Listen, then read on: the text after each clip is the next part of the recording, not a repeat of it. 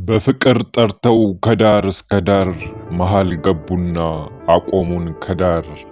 ፍቅር ጠርተው ከዳር እስከ ዳር ከኮዬ እስከ አራብሳ ከቱሉ ዲምቱ እስከ ገላንጉራ ይሄ ቀኔ ይፈታልን ብለዋል። እንደሚከተለው እንፈተዋለን። ገቡና አቆሙን ከዳር የታሪክ ቁርሾ፣ የባንዲራ ነገር፣ ዲሞግራፊና ፍትህ የዚህ ሙዚቃ ዋነኛ ምሰሶዎች ናቸው። ቻናላችንን ሰብስክራይብ እያደረጉ ጥልቅ ትንታኔያችንን እነሆ ተጋበዙልን።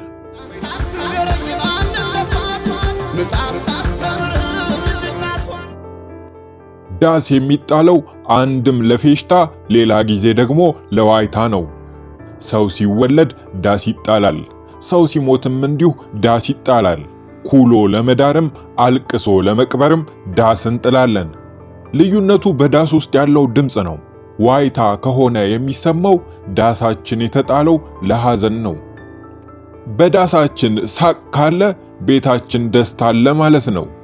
የቴዲ አልበም ከመውጣቱ በፊት የነበረውን ግርግርና የሁለት ወገን ሽኩቻ አስታውሱት። እሱ ግርግር ይሄን ሙዚቃ ለመተንተን ጥሩ መነሻ ነው። አባባ ጃንሆይ እንዳሉት ሁላችንም የአንድ ትልቅ ቤተሰብ ልጆች ነን። እኔ ከናንተ ጋር አይደለሁም የሚል ኢትዮጵያዊ አይደለምና እሱን አንፈልገውም። ታዲያ እዚህ ቤተሰብ ውስጥ እየኖርን ሳለ የምንኖርበት ሁኔታ ዳስ የሚያስጥል ሆኖ ተገኘ። ታዲያ ገሚሱ የቤተሰብ አባል ቤታችን አምሯል፣ አሸብርቋል፣ ስለዚህ መጣል ያለብን የደስታ ድንኳን ነው፣ ዳስ ጥለን እንጨፍር ይላል። ይሄኛው ወገን የቴዲን አልበም ሲተች የነበረው ነው። ሁለተኛው የቤተሰቡ አባል ደግሞ የለም የሚያስጨፍር ደስታ በቤታችን የለም፣ እኛ ሐዘን ላይ ነን፣ የለቅሶ ዳስ ጥለን እዝን እናውጣ ይላል። እንግዲህ የትኛው ዳስ ውስጥ መገኘት እንዳለብን የሚወስነው ትልቁ ቤታችን ያለበትን ሁኔታ ከምንረዳበት ጥግ ነው። እኛ በገለልተኝነት ቴዲ ስላለበት ዳስ ጥቂት እንንገራችሁ። መጀመሪያ ግን ከሁሉ በፊት ምንጩ ይቀድማልና ከቃሉ ፍቺ እንጀምር።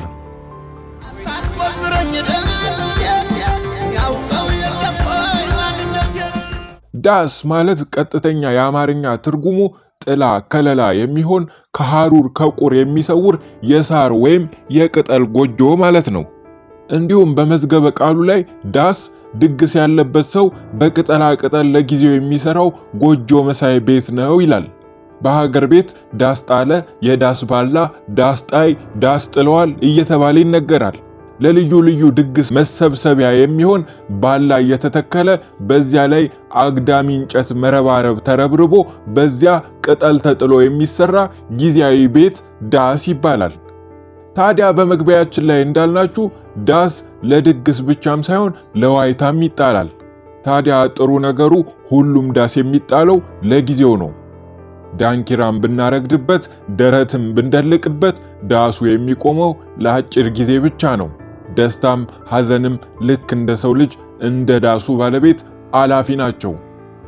ቴዲ ሙዚቃውን የሚጀምረው ሐዘን ለመቀመጥ ነገ ዛሬ የሚል ማንነቱን ግድ የለም ዛሬውኑ ዳስህን ጣል፣ ሐዘንህ በርትቶ ውስጥ ተጎድቷል፣ ዳስ ጣል፣ ፍራሹን አንጥፍና እርምህን አውጣ።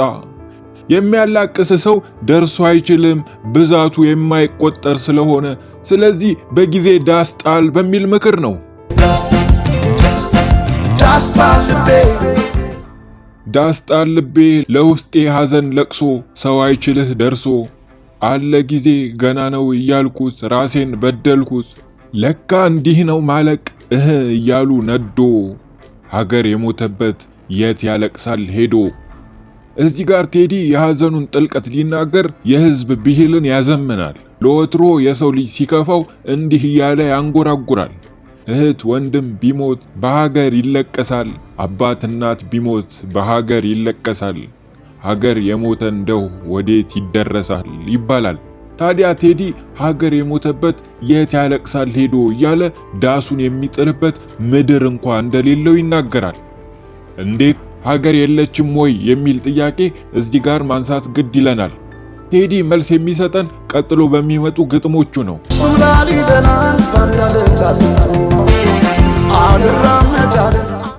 አክሱም ላሊበላን በአንድ አለት አጽንቶ አልራመድ አለ ሀገር ተለያይቶ። ምሰሶው ጠመመ ጣራውም ያፈሳል፣ ሀገር የሞተበት የት ሄዶ ያለቅሳል። ከነዚህ ስንኞች እንደምንረዳው ለቴዲ አፍሮ ሀገር ሞታለች የሚያስብለው መለያየቷ እንደሆነ መረዳት እንችላለን። እዚህ ጋር ግን በሌላ ወገን ያለን የተቺዎቹን ሐሳብ ባንቀላቅል ሰው ይታዘበናልና የነሱንም የትችት መከራከሪያ እንጥቀስ። ቴዲ አፍሮ ኢትዮጵያ የሚላት የትላንቷን ኢትዮጵያ ነው። ያቺ በፊውዳል ስርዓት የምትተዳደረውን ንጉስ የሚያስተዳድራትን ያቺ ኢትዮጵያ የሞተችው በ1966 ነው። ቴዲም ከኢህአዴግ ዘመን ጀምሮ የሚያቀነቅንላት ኢትዮጵያ ለዛች ለትላንቷ እንጂ አሁን ላለችው አይደለም። የሞተችው ሀገር ሳትሆን ፊውዳላዊ የሆነች ሀገር ነች ይላሉ። እርሱም አብዛኛው ጊዜ በንግግሮቹ ውስጥ የነ ሚኒሊክ አምላክ፣ የነ አፄ ኃይለ ሥላሴ አምላክ፣ የነ አብዲሳ አጋ አምላክ፣ የነ ዘርአይ ደረስ አምላክ እያለ የትላንቷን ኢትዮጵያ ያስታውሳታል። በሙዚቃዎቹም ውስጥ ነገስታትን ከፍ አድርጎ ያዜምላቸዋል። የኋላው ከሌለ የለም የፊቱም ይላል። ይህ ሲጨማመር ቴዲን እንደ ፊውዳል ስርዓት ናፋቂ የሚቆጥሩት አሉ። ይህ እንግዲህ በአንድ ወገን ያለ አስተያየት ነው። ቴዲ ሙዚቃውን ይቀጥላል። ሳደግኝ ቀይ ባደኩበት ባይተዋር ሰሆኝ እንደሌለው ባሳደገኝ ቀይ ባደኩበት መንደር ባይተዋር ሰው ሆኜ እንደሌለው ሀገር ያቆምኳትን ሰንደቅ ተፈትኜ በእሳት እንዴት አቀርቅሬ ባንዲራዬን ላንሳት። የባንዲራ ፖለቲካ ከአገዛዝ ስርዓት ፖለቲካ ቀጥሎ እዚህ ሀገር ሌላኛው ያለመግባባታችን ምንጭ ነው። ልሙጡ፣ አምባሻው፣ ደረቁ፣ ለስላሳው እያለን ተቧድነናል።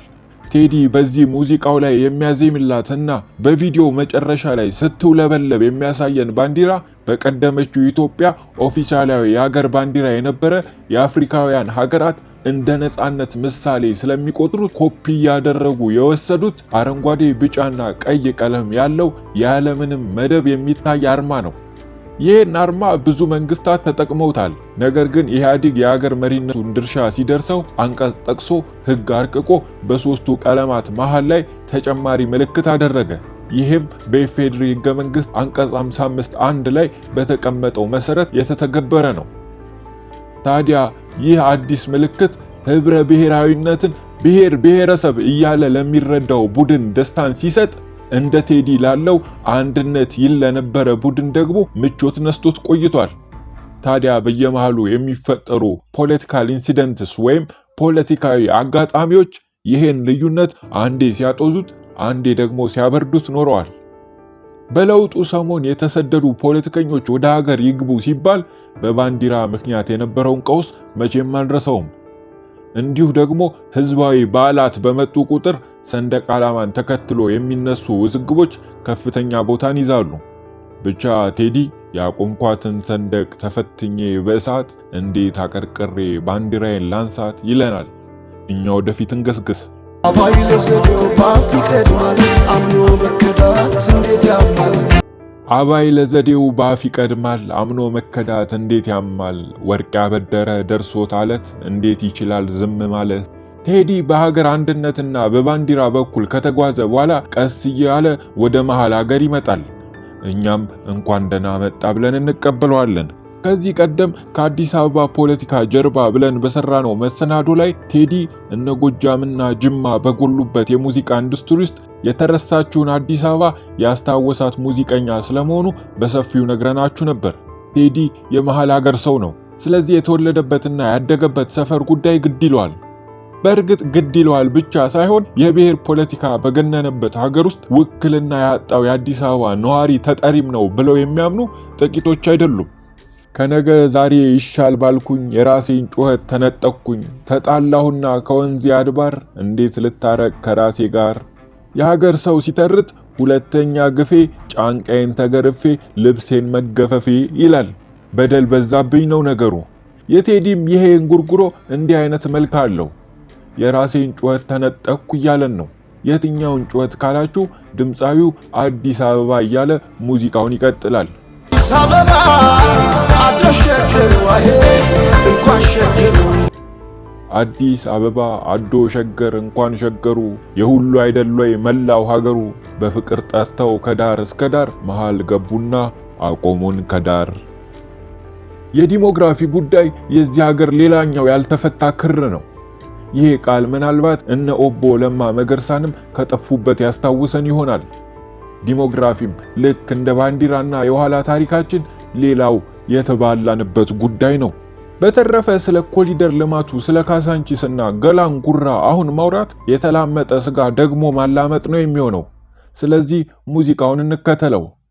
ባቆዩት ሀገር ጀግኖች በአንድነት በአርበኝነት እንዴት ይከፋል ኢትዮጵያዊነት። ከዚህ በኋላ ቴዲ የድምጽ ስልቱን ቀይሮ ሽለላ ይጀምራል። ከሽለላውም ወደ ፉከራ ይገባል። ደግሞ በል ሲለው በእንጉርጉሩ አይነት ብሶቱን ይናገራል። ጀግኖች ሞተውላት በመርዝ ጋዝ ነፍረው ተንገብግበው በእሳት ዘመን ተገላብጦ እንዴት አቀርቅሬ ባንዲራዬን ላንሳት። የኢትዮጵያ አርበኞች የጥንት አርበኞች እነ አናብስቱ ሲረገጥ ባንዲራው ገና አሁን ሞቱ። ካለ ቦታው ሲሆን ወርቅ አይደለምና ዝምታ ለበግም አልበጃት 12 ሆና አንድ ነብር ፈጃት። ፍቅርን ብዬ እንጂ ተግቼ ለሰላም ያስመታገሴ ዳስጣል ልቤ ዳስጣል ከዚህ በላይ መርዶ ከዚህ በላይ ሐዘን ከወዴት ይመጣል? ፍቅርን ብዬ እንጂ ተግቼ ለሰላም እኔስ መታገሴ መች ከሀገር ይበልጣል እኔስ አንድ ነፍሴ። ቴዲ ከሽለላውም ከፉከራውም በኋላ በቃኝ የሚል ቅላጼን ይዞ ጎምዘዝና መረር ብሎ ወይድ ሂድ ወደዛ እያለ በቁጣ እንደገና ይመጣል። ወይድ አንተ አትንገረኝ ማንነቷን መጣት ታስተምርም ልጅናቷን። ወይድ አታስቆጥረኝ ደማጥንቴን እኔ አውቀው የለም ወይ ማንነቴን። ወይድ አንተ ላንሳበት ባንዲራዬን አረንጓዴ ቢጫ ቀይ አርማዬን። ወይድ አንተ አትንገረኝ ማንነቷን መጣት ታስተምርም ልጅናቷን። ይህን ካለ በኋላ ባንዲራዬን አንሳው በላንሳው ባንዲራዋን አንሳው ዓላማዋን አንሳው በላንሳው እያለ ቴዲ ሙዚቃውን ይጨርሳል። ድምጻዊው በዋናነት በዚህ ሙዚቃው ላይ ትልቁን ቤተሰብ ከሚያውኩ ጉዳዮች ቢያንስ 3ቱን አንስቷል። እነርሱም ታሪክ፣ ሰንደቅ ዓላማና የመሬት ጉዳይ ናቸው። ብዙዎች ይህን ሙዚቃ በራሳቸው አግባብ እየተነተኑት ነው። የኛን ሐሳብ ጠቅልሎ የሚይዝልን ከማህበራዊ ሚዲያ ላይ ያገኘነውን አንድ አጭር የመጠቅለያ ትንታኔ ጋብዘናችሁ እንለያይ። ዳስጣልና 5ቱ መልእክቶች። 1. የባይተዋርነት ስሜት አሊኔሽን። ባሳደገኝ ቀዬ ባደኩበት መንደር ባይተዋር ሰው ሆኜ እንደሌለው ሀገር የሚለው ስንኝ አርቲስቱ በገዛ ሀገሩና በቀዬው ላይ እንደ ባዕድ የመታየት ወይም የመገፋት ስሜት እየተሰማው መሆኑን ያሳያል። ያቆምኳትን ሀገር ተፈትኜ በሳት የሚለው ደግሞ ለሀገር ዋጋ ተከፍሎባት አሁን ግን ያ ዋጋ ተረስቶ እንዴት አቀርቅሬ ባንዲራዬን ላንሳት በማለት በሐዘንና ቁጭት ይጠይቃል። 2. መገፋትና መገለል። በፍቅር ጠርተን ከዳር እስከ ዳር መሃል ገቡና አቆሙን ከዳር የሚለው ግጥም ለሀገር አንድነትና ፍቅር ሲባል የተደረገው ጥረት ውጤቱ መገለል መሆኑን ይገልጻል። መሃል የነበሩትና ሀገር ያቆሙት አሁን ወደ ዳር መገፋታቸውን ያመለክታል። 3. አምኖ መከዳትና ቁስል። አምኖ መከዳት እንዴት ያማል የሚለው ስንኝ በግልጽ እንደሚናገረው በሰዎች ወይም በሁኔታዎች ላይ የነበረው እምነት መሸርሸሩንና ይህም ትልቅ የልብ ስብራት መፍጠሩን ይገልጻል። ወርቅ ያበደረ ደርሶታለት የሚለው ምሳሌ አነጋገርም ውድና ለስላሳ የነበረው ነገር ወይም ፍቅርና አንድነት አሁን ወደ ጽኑና መከራ ወዳለው ነገር መቀየሩን ያሳያል። 4. የፍትህና የእንባ ነጠቃ። ከነገ ዛሬ ይሻል ባልኩኝ የራሴን እንባ ተነጠቅኩኝ የሚለው ደግሞ ነገ የተሻለ ይሆናል የሚል ተስፋ ቢኖርም ያ ተስፋ መክሸፉንና አልፎ ተርፎም ማልቀስና ስሜትን መግለጽ እንኳ እንደተከለከለ ይገልጻል። 5. ዳስጣል አንሳው። ይህ አገላለጽ አብዛኛውን ጊዜ በለቅሶ ውስጥ የሚቆም ዳስን የሚያመለክት ሲሆን ዳስ አንሳው ሲባል ደግሞ የለቅሶ ጊዜ አብቅቶ ወደ ሰላም እንመለስ ወይም ደግሞ ያዘነው ልባችን ይጽናና የሚል ትርጉም ሊኖረው ይችላል። በአጠቃላይ ግጥሙ የሀገር ፍቅር፣ የቁጭት፣ የመከዳትና የተስፋ መቁረጥ ድብልቅ ስሜቶችን የያዘ ሲሆን አሁን ያለውን ሀገራዊ ሁኔታ ከአርቲስቱ እይታ አንጻር የሚተነትን ነው። እኛ አዲስ አገልግሎችም እንላለን። ዳስ ለሐዘን የሚጣል ለደስታ ጊዜያዊ መቆያ ነው። የሰው ልጅም እንዲሁ አላፊ ጠፊ ነው። ስለዚህ እርስ በርሳችን እንዋደድ፣ ትልቁ ቤታችንን እንጠብቅ፣ ሰላም ለኢትዮጵያ ይሁን።